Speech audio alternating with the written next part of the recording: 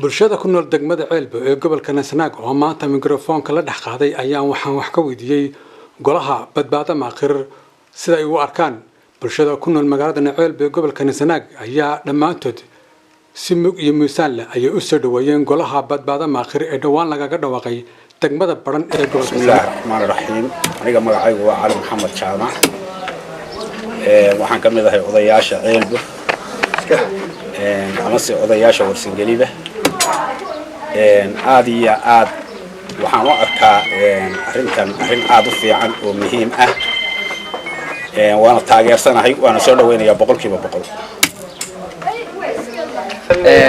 horta mideynta badbaado maaqir waxaan u arkaa arrin dan u ah gobolada Sool Sanaag iyo Cayn sababtoo ah gobolada maanta waxay qoran Sanaag iyo Sool iyo Cayn gobolo maanta la isku haysto Somaliland iyo Puntland isku haysto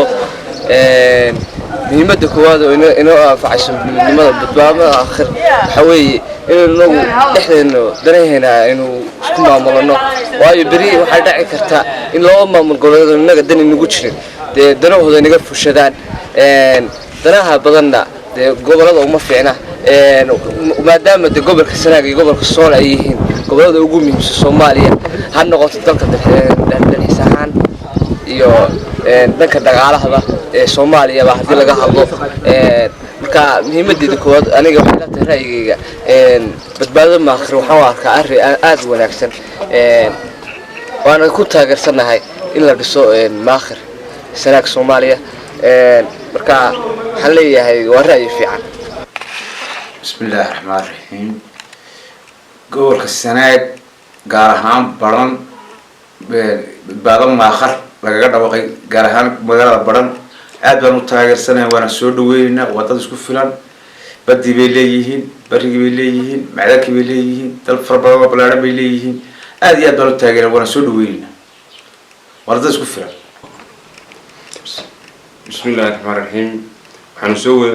dhaweynaa badbaado maaqir ee laga dhawaaqay gobolka Sanaag gaar ahaan baran inagoo joogna bulshooyinka reer Ceelbo waxaan aad iyo aad u soo dhaweynaynaa midnimo maaqir baan soo dhaweynaynaa waxa weeye dadku u baahan yihiin inay isku tashadaan oo wax qabsadaan dadkuna haddii aanay wax qabsan cidina wax ma qabto cidna anagoo cidna dhaleecanin cidna maagin waxaan u maleynaa dadku waxa weeye laba qaybood buu qaybsamaano qof hami iyo qadiyad leh iyo qof dhuuni raaca marka anagu waxaan u dardaarmaynaa inta hamiga iyo leh fikirka wanaagsan inay soo dhaweeyaan wixii uu raacay oo shaqo tagay isaga la hadlimayno ilaahay ha noo soo hadeeyo daan nahay bulshooyinka gobolka Sanaag ilaahay ha noo soo hadeeyo wax kale oran mayno waxa dhacday in la iska dhareelo la yiraahdo qofkii Soomaaliland wax ka soo waaya ama Puntland wax ka soo waaya maaqir halka soo aadaya ama ka soo aadaya waxaan leenahay qofka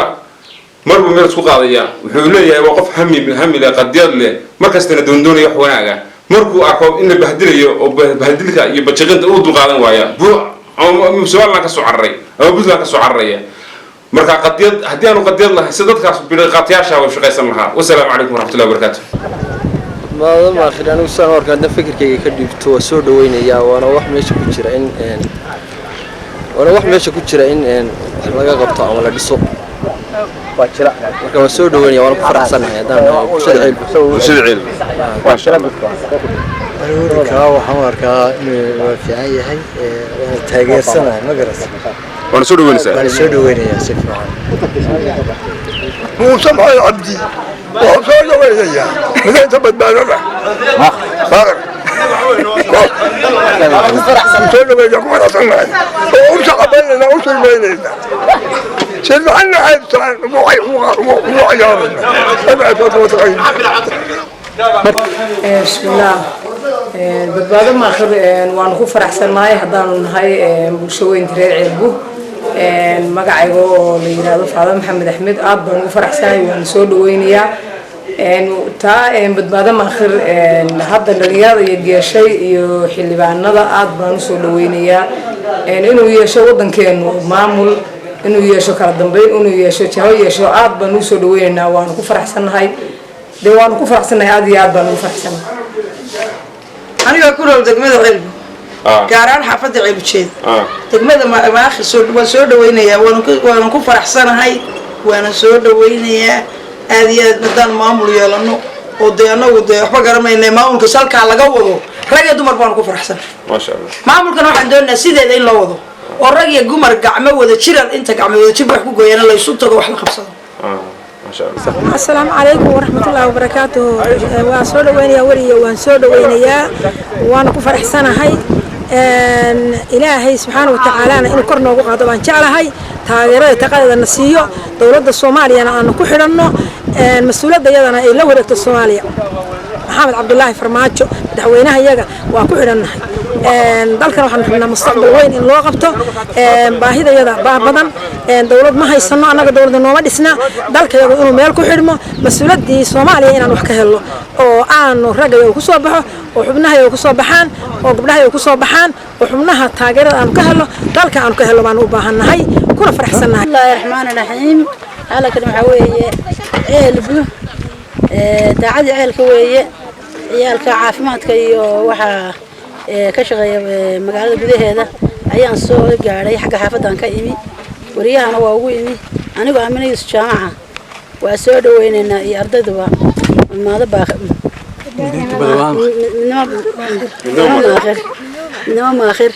ما آخر دادي وحلا قبنا يوي هذا ورد بدلا بالوردية ما نروح الوردية سبحان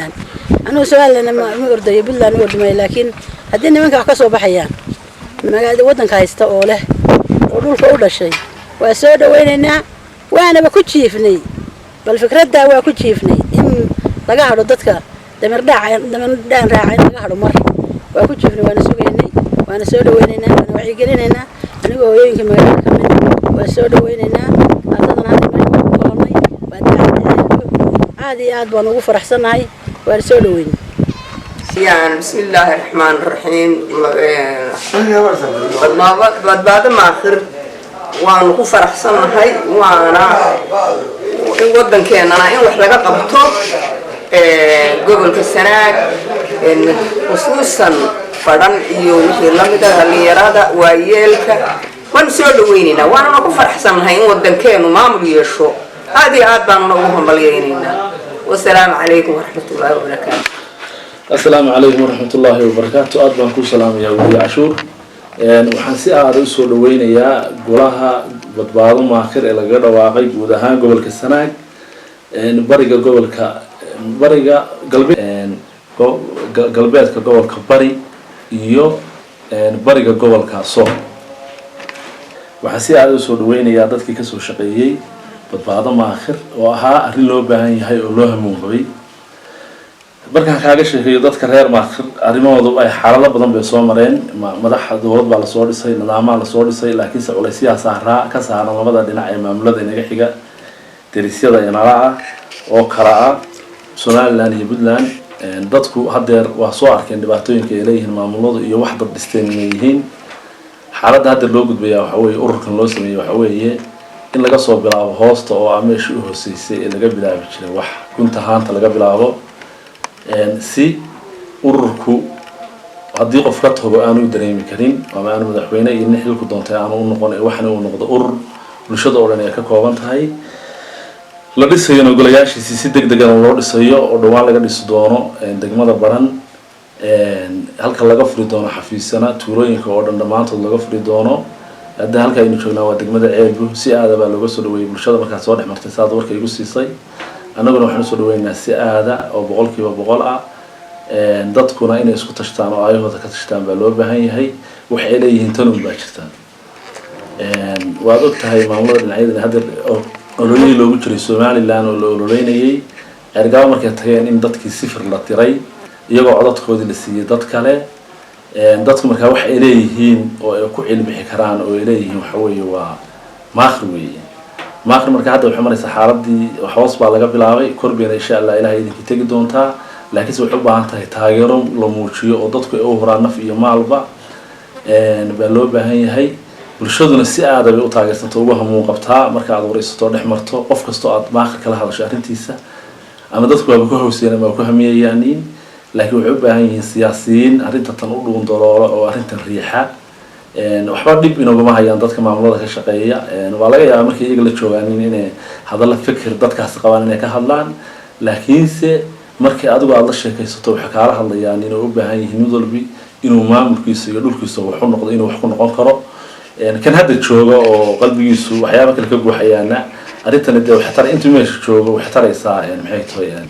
arrin ficil oo ah weeye oo dhulkiisii xaaladii ka jirto oo laga wado barnaamij maamul laga wado weeye marka kii liiqliiqanaya oo kalena waxay usoo noqonaysaa arrin adayg u ah oo waxtar u ah bay u noqonaysaa innagana wax inaynu ku sasno maaha nin maamul u shaqaynayo innaga inaga tegay waayo beriga iska iman doonaa oo tan oo wax noqoto inuu sugayaa dhulkaas waa dhul wax lagu sugayo weeye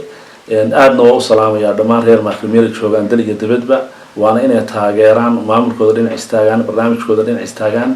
arrintooda tan oo ay leeyihiin ay dhinac istaagaan qurbo joogta aad baan ugu mahadcelinayaa qurbo joogta arrinta dadaalka ugu badan dadka wada weeye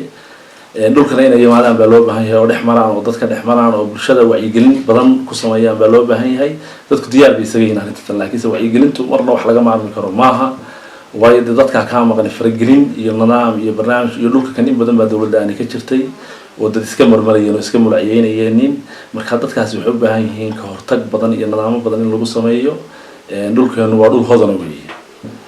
dhulkeenu buurihii buu leeyahay macdantii buu leeyahay dahabkii buu leeyahay maanta badii buu leeyahay kalluunkii buu leeyahay xoolihii buu leeyahay maanta waxaynu cid uga baahannahay ma jirto waxaynu u baahannahay wax inoo dhaqaajiya dadkeena siyaasiyiinta ah oo siyaasadda aadka ugu jiro nidaamadan ay barnaamijyada ka shaqaynayay ama hadda hawshan wadana si aad inoo taageero loo baahan yihiin kuwa kaleetona inay yimaadaan oo arrinta ka qaataan baa loo baahan yahay aadna wari cashuur waa ku salaamaya hawsha aad wado aad bulshada u hayso adigu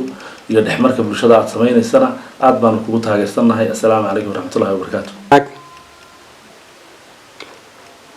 tan ayaa waxay ku soo aadaysaa iyadoo dhowaan Somaliland ay iska diiwaangeliyeen bulshada ku nool magaalada Ceelbe gobolka Sanaag maalintii doorashada loo codeynayna markaasi xildhibaanadii ka soo bixi lahaa gobolka Sanaag markaasi buugoodii la laabay waa Axmed Cabdullaahi Ciise Axmed Cashuur degmada Ceelbe gobolka Sanaag